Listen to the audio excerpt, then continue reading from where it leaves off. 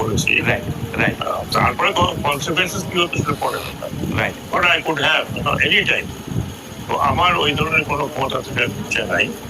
আমি যতটুকু সময় পেয়েছি আমি কিন্তু একদম সিনসিয়ারলি আমি সাধারণ মানুষের জন্য, কারণ আমি যেখানে আছি দুটো মন্ত্রণালয়।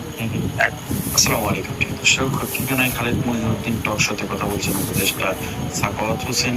বাংলাদেশের বর্তমান পরিস্থিতি নিয়ে কথা বলছেন, সেই সাথে তিনি আসলে কি করবেন এই মুহূর্তে সেই বিষয়টি নিয়ে কথা বলছেন। আমরা সরাসরি ভিডিও স্ক্রিনে চলে যাবো, সেখানে বিস্তারিত দেখে আসবো।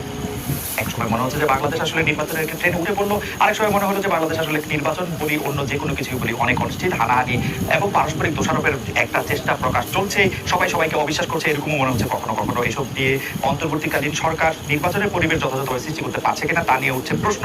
এসব নিয়ে আলোচনা করার জন্য আজ আমাদের সঙ্গে রয়েছে নৌ পরিবহন এবং শ্রম ও কর্মসংস্থান মন্ত্রণালয়ের উপদেষ্টা ব্রিগেডিয়ার